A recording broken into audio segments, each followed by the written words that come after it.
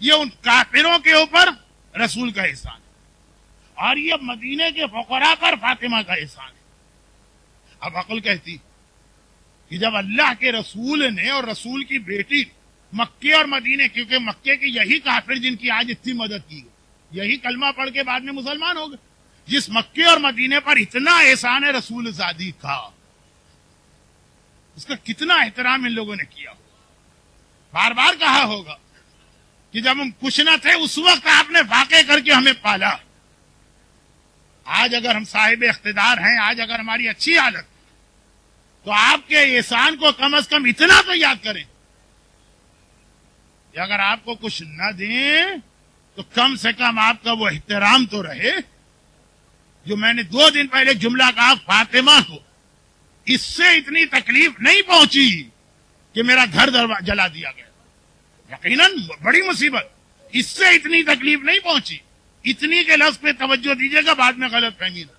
فاطمہ کو اس سے اتنی تکلیف نہ پہنچی کہ میرے پہلو پہ کوڑا مارا گیا، فاطمہ کو اس سے اتنی تکلیف نہ پہنچی میرا بیٹا محسن ماں کے پیٹ میں شہید کر دیا گیا۔ فاطمہ کو جو تکلیف زیادہ پہنچی وہ 2 جملوں سے۔ پہلا جملہ یہ ہے کہ رسول کی بیٹی، ہم آپ کو سچا سمجھتے ہی نہیں، آپ دولت دنیا کے لیے جھوٹا دعویٰ کر رہی ہیں۔ جو شادی کا لباس شادی کی صبح اپنے بدن سے اتار کے غریب کو دے دے، اس سے کہا جائے کہ آپ صدیقہ ہیں ہی نہیں۔ مباہلہ میں عیسائی تک جس کو دیکھ کر پکار اٹھے کہ ایسے سچے چہرے نہیں دیکھے، اور کہا جائے کہ ہمیں نہ آپ کے دعووں پہ یقین ہے نہ آپ کے گواہوں پہ یقین ہے، علی بھی غلط، حسین بھی غلط۔ اور دوسرا جملہ جس نے فاطمہ کے دل کو بہت تکلیف پہنچا وہ یہ کہ چلو جو کچھ تمہیں کرنا تھا کیا، جب پابندی لگا دی کہ آپ مدینے میں بیٹھ کے باپ کا ماتم بھی نہیں کر سکتے، یہاں تو کچھ مانگ بھی نہیں رہی، چلے وہاں تو تھا کہ فدق کا مطالبہ تو کیا نا، کم ماتم بھی نہیں کرنے دیں گے۔ بیت الحزن کے علاوہ آپ مفاتیح الجناح میں شیخ عباس قمی نے جہاں شہدائے احد کی زیارت لکھی، وہاں یہ جملہ لکھا ہے کہ عمر ابن لبید انصاری کہتا کہ احد جو زمانے میں جنگل تھا بہت دور، میں ویسے ہی گزر رہا تھا، دیکھا کہ قبر حمزہ پر فاطمہ بیٹھی ہوئی گریا کر رہی ہیں، ایک جملہ میرے کان میں پڑا، میں نے کان بند کر دی، نامحرم، لیکن کہا کہ شہزادی آپ ایسا گریا کر رہی ہیں جس نے میرے کلیجے کی، جس نے میرے دل کی رگوں کو کاٹ کے رکھ دیا۔ کہا کہ اے عمر، اگر مجھے مدینے میں اپنے بابا کا ماتم نہ کرنے دیا گیا تو کیا میں اتنا حق بھی نہیں رکھتی ہوں کہ ویرانے میں آ کر اپنے دادا کی قبر پہ ماتم نہ کروں؟ فاطمہ کو جو زیادہ تکلیف پہنچائی، جس کے لیے میں نے بطور دلیل بھی ایک جملہ کہا تھا کہ فاطمہ نے کسی مصائب پہ وہ بات نہیں کہی جو اس دن کہی جس دن ماتم سے روکا گیا، جب میں بابا سے ملوں گی تو پہلی فریاد کوڑے کی کروں گی، محسن کی کروں گی، پہلوئے شکستہ کی کروں گی، جلے ہوئے دروازے نہیں، پہلی فریاد کروں گی بابا، امت نے آپ کی بیٹی کو باپ کا ماتم بھی نہ کرنے دیا۔ وہ فاطمہ کے فاطمہ نے، فاطمہ کی ماں نے، فاطمہ کے باپ نے اتنے احسانات ان پہ کیے، اور حالت یہ ہو گئی کہ جسمانی تکلیف بھی اپنی جگہ ہے، اور یہ جو روح پہ کوڑے لگے ہیں، یہ 2 جملے، دن بدن فاطمہ زیادہ سے زیادہ کمزور ہوتی جا رہی، یہاں تک کہ ایک وہ وقت آ گیا کہ اب فاطمہ نماز کے لیے بھی بستر سے نہیں اٹھ سکتی ہے۔ دیکھیے اس سے پہلے وہ وقت آیا تھا کہ اب فاطمہ بیت الحزن بھی نہیں جا سکتی، لیکن حجرے میں نماز پڑھتی تھی۔ کیسے میں بتاؤں کہ فاطمہ یہ نماز کیسے پڑھتی تھی؟ حجرہ سیدہ کوئی بہت ہی لمبے چوڑے اتنے بڑے ہال کا نام نہیں، وہ مختصر سی جگہ ہوگی، 2 ستونوں سے لے کے ممبر تک اتنا سا حجرہ۔ وقت نماز آتا ہے، فاطمہ مصلی کی جانب چلتی ہیں، مگر اس طرح چلتی ہیں کہ ایک ہاتھ دیوار پر ہے، دوسرے ہاتھ سے ٹوٹی ہوئی پسلیوں کو سنبھالا، ٹوٹی ہوئی پسلیوں کو سنبھال کے ایک ہاتھ دیوار پہ رکھ کے فاطمہ مصلی پہ آتی۔ لیکن عزاداروں، جس شہزادی نے ٹوٹی ہوئی پسلیوں میں بھی نماز قضا نہیں کی ہے، اس کے چاہنے والے کیا کبھی نماز چھوڑ سکتے ہیں؟ پھر وہ وقت آ گیا کہ اب اتنی طاقت بھی نہیں ہے کہ دیوار کا سہارا لے کے ٹوٹی ہوئی پسلیوں کو سنبھال کے مصلی تک جائیں. اب بستر پر بیٹھے بیٹھے نماز پڑھی جاتی ہے. اپنے اور میرے انداز سے اہل بیت کو نہ سمجھیے. اہل بیت کے یہاں سب سے بڑی قیامت ہے اگر کبھی وہ بیٹھ کے نماز پڑھے, کیونکہ نماز تو ایسی عبادت ہے کہ مولا کے پاؤں سے تیر کھینچو پتہ بھی نہ چلے. ارے فاطمہ تو خیر فاطمہ ہے, زینب اگر سنت نماز زندان شام میں بیٹھ کے پڑھ رہی ہیں تو سجاد کو یقین نہ آیا, پھوپھی اماں آپ نے تو شام غریبہ بھی کھڑے ہو کے نماز پڑھی تھی. وہ سنت نماز تھی, یہ واجب نماز ہے. وہ زینب تھی جو معصومہ صغرا ہیں, یہ صاحب عصمت کبریٰ ہیں. کیا حالت تھی فاطمہ کی کہ واجب نماز کے لیے کھڑے ہونے کی طاقت نہ رہی, یہاں تک کہ آج کی رات آ گئی.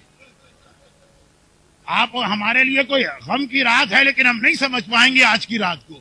یا حسن سے پوچھئے, یا حسین سے پوچھئے, یا زینب سے پوچھئے, یا کلثوم سے پوچھئے, آج کی رات عشاء کی نماز تک فاطمہ کے بدن میں اتنی طاقت نہیں ہے, بستر پر بیٹھے بیٹھے نماز پڑھ رہی. مولا گھر میں ہیں, فاطمہ کے بستر کے برابر بیٹھے. فجر کی نماز کی اذان آئی, مولا صرف نماز پڑھنے مسجد میں گئے, اور جب واپس آئے تو کیا منظر دیکھا. جو عشاء کی نماز کے وقت بھی طاقت نہ تھی, وہ فاطمہ چکی پیس کر فارغ ہوئی, کپڑے دھو کے فارغ ہوئی, کھانا تیار ہو رہا. ارے جس کے بدن میں خالی مصلی پر کھڑا ہونے کی طاقت نہیں ہے, گھبرا کے کہا بنت رسول اس کمزوری میں اتنے کام. ابو الحسن نماز سے ایک لمحے پہلے میری آنکھ لگی, خواب میں نے دیکھا میرا بابا میرے پاس آیا, اور خالی بابا نہیں آیا, آج تو اماں خدیجہ بھی ساتھ میں ہے. میں نے بابا کو سلام کر کے فریاد کی. اب یہ نہیں ہے روایت میں کیا فریاد کی, لیکن میرا دل کہتا ہے کیا فریاد کی ہوگی. ضرور کہا ہوگا بابا میرا سلام لو, اور صبت علیہ مصائب لو انہا صبت علیہ میں سرنا لیا لیا. بابا تیرے بعد تیری بیٹی نے اتنی مصیبتیں برداشت کی کہ روزے روشن تاریک راتوں میں بدل جاتے. بابا نے کہا بیٹی گھبراؤ نہیں, آج ہم تمہیں لینے آئے ہیں, چلنے کی تیاری کرو. ابو الحسن میرا بابا مجھے لینے آیا ہے, مجھے ڈر ہے کہ ایسا نہ ہو لوگ میرا غم کرنے لگے, میرے حسنین کے لیے کوئی کپڑے دھونے والا نہ ہو, کھانا پکانے والا نہ ہو, سارے کام میں اپنے ہاتھ سے کر کے جا رہی. مولا نے سنا ایک تو علم امامت, پھر یہ جملہ اتنا واضح کہ آپ سمجھ گئے. مولا سمجھ گئے کہ سیدہ کیا کہہ رہی ہیں. گھبرا کے اسما بنت امیس سے کہا اسما یہ وقت تو حسن حسین کو یہاں ہونا چاہیے, کہاں ہیں. کہا مولا روزانہ تو آپ نماز کے بعد یہودی کے باغ میں چلے جاتے ہیں, حسنین کا تو طریقہ یہی ہے, فجر کے بعد سے جو نانا کی قبر پہ بیٹھتے ہیں تو ظہر کے قریب آتے ہیں, بس علی جلدی سے گھر کا دروازہ کھول کے چلے. اور ادھر فاطمہ حجرے میں گئی, چادر اوڑھی, اسما اب کوئی میرے حجرے میں نہ آئے, مجھ سے بات نہ کرے, اور ادھر حجرے کا دروازہ بند کیا, ادھر گھر کا دروازہ کھولا. حسن حسین گھبرائے آئے, اسما ہماری ماں کہاں ہے جو اس وقت صحن میں بیٹھتی ہیں. گھبرا کے اسما نے کہا لیکن شہزادو تم اتنے جلدی کیسے آ گئے, تم تو ظہر کے قریب آتے ہو. کہا آج بھی ہم گئے تھے, نانا کو سلام کیا تھا, نانا نے جواب دے کے کہا حسن حسین آج یہاں بیٹھنے کا وقت نہیں ہے, اماں کو الوداعی سلام کر لو, تمہاری ماں دنیا سے جا رہی. نانا نے بھجوایا, اماں کہاں. اسما نے ہاتھ جوڑے, مجھے اجازت نہیں ہے, لیکن میری شہزادی حجرے میں ہے.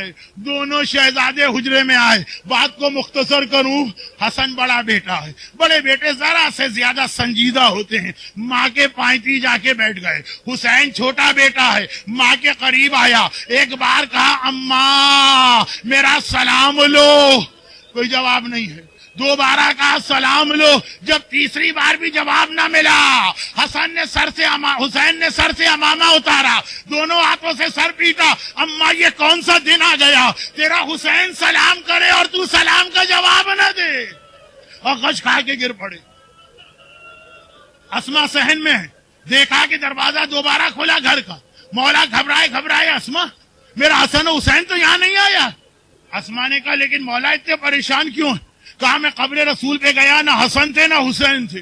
میں نے پیغمبر کو پکارا، رسول نے کوئی جواب نہ دیا۔ جبرائیل نے کہا اے ابو الحسن جا کے حسین کو تسلی دو، حسین کے رونے سے فاطمہ رو رہی ہے، فاطمہ کے رونے سے رسول خدا کش کھا کے گر پڑے ہیں، حسین کو تسلی دو۔ میرا حسین تو نہیں آیا۔ اسما نے کہا آقا حجرے میں ہے۔ بہرحال بات بہت مختصر کرتا ہوں، مولا گئے، بچوں کو تسلی دے کے باہر نکالا، میں تمہاری ماں کو غسل میت دے دوں؟ اور زینب کہتی ہے میں نے بابا کے رونے کی آواز سنی۔ غسل خانے میں کون روتا ہے؟ جب غسل خانے کا دروازہ کھلا، علی نے کہا آؤ اپنی ماں کو آخری بار دیکھ لو۔ زینب نے گھبرا کے کہا بابا مگر آپ غسل میت میں کیوں رو رہے تھے؟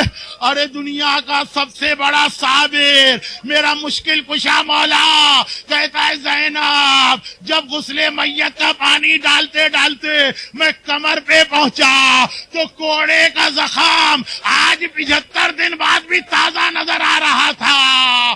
رسول کی بیٹی زخمی کمر کے ساتھ دنیا سے گئی۔ مگر عزادارو آخری جملہ ضرور سننا، اور ادھر دیکھیے زینب اور علی بات کر رہے، حسین ماں کے سرہانے پہنچے، اب نہ سلام کیا، نہ کوئی فریاد کی، نہ سر کو پیٹا، ہاتھوں کا پیالہ بنایا، ماں کا چہرہ کفن میں نظر آ رہا ہے، اپنے ہاتھوں میں لیا، ایک بار آسمان کو دیکھا، ایک جملہ کا واہ غربتا، ارے میں غریب الوطن ہو گیا، ارے میں اکیلا رہ گیا، ارے میں تنہا رہ گیا۔ بھائی اتنا کہنا تھا، بندے کفن ٹوٹے، فاطمہ کے ہاتھ کفن سے باہر آئے، حسین کو سینے سے لپٹایا، اے میرے لال ماں تیری غربت کی فریاد نہیں سن سکتی، ارے میرا حسین۔ ہاتھ جوڑ کر ایک جملہ کہوں شہزادی، آج تو پھر بھی شہر مدینہ ہے، حجرے کے اندر ہے، علی جیسا بابا ہے، حسن جیسا بھیا ہے، تب بھی آپ حسین کی فریاد نہ سن سکی۔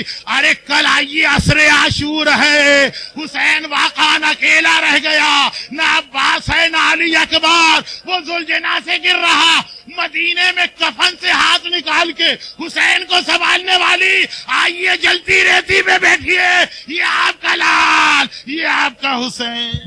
برحمتك يا أرحم الراحمين وصلى الله على محمد